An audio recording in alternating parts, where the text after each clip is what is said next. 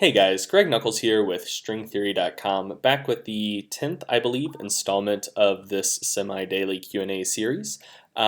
Today's question is, why does it seem like records in powerlifting are falling so quickly and so much faster than they are in any other sport?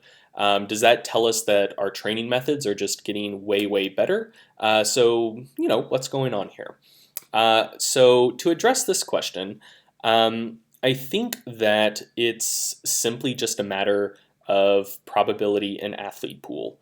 Not that that explains all of it, but that probably explains most of it.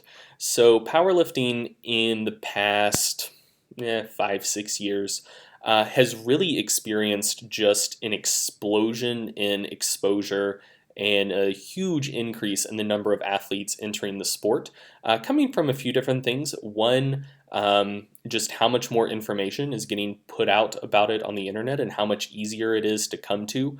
I think YouTube has probably had a lot to do with this. A lot of YouTubers with really big audiences have moved more from more just like bodybuilding aesthetic type stuff to more strength based stuff. So that's given powerlifting a lot of exposure. I think CrossFit is to thank for a lot of it as well. A lot of the new powerlifters I see getting into the sport originally started with CrossFit and, decided that they liked the heavy squats and deadlifts more than the Metcons.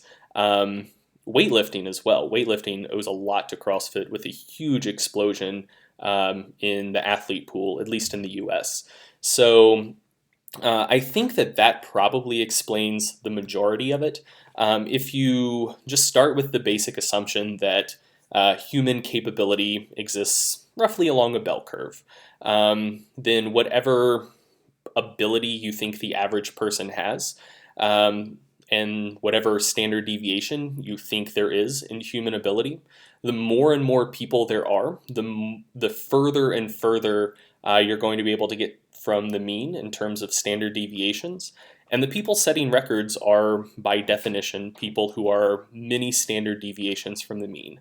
And just probabilistically, the larger population you have putting into a sport, the more standard deviations you should expect to see in terms of performance.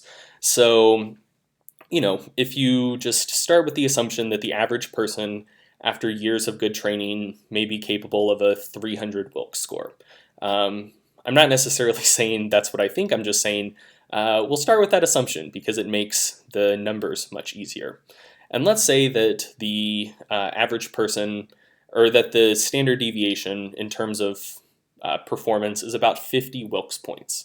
So about 2/3 of people would fall somewhere between 250 and 350. And for people that don't know, Wilks score is the way that performance is normalized, taking body weight into account for powerlifting.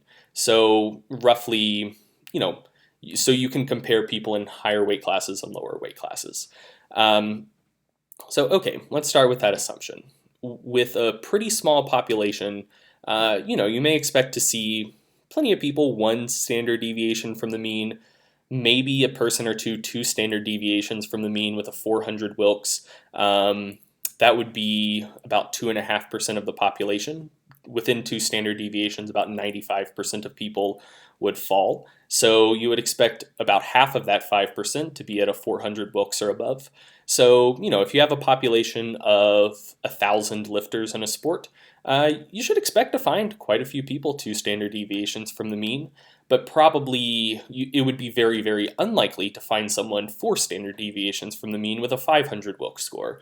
Or some of the best in the world are now cracking a 600 Wilks score, at least getting very, very close to it.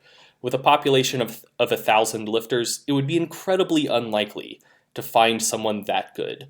Then if you make the population 10 times bigger, 100 times bigger, regardless of how much of an outlier you're talking about, it becomes much, much more likely you're going to stumble across one of those people. Now, if you just picked random people out of a population and said, like, how is there going to be a freak powerlifter here?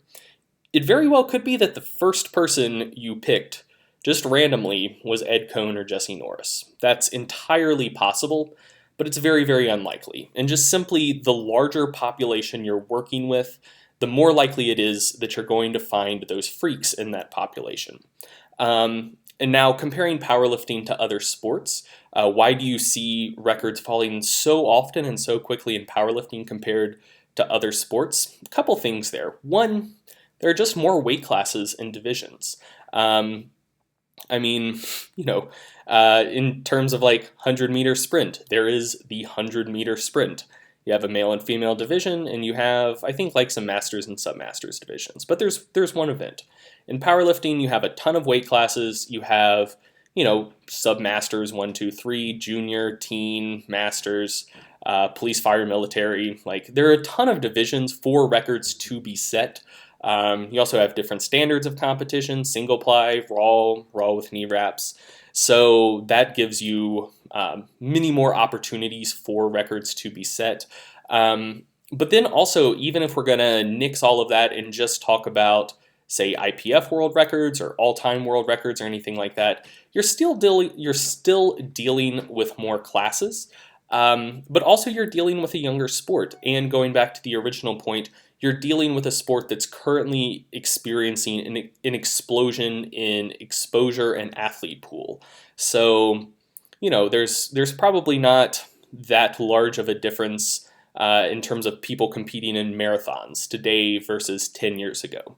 But there definitely is for powerlifting. There are many more people powerlifting now than there were 5-10 years ago. So that's something that, every sport goes through it, but right now that is the point in life, in powerlifting's lifespan where it's at. So you should expect to see records to fall much more frequently. And so that's probably the main thing going on. It is certainly possible that training methods have improved, that maybe nutrition has improved.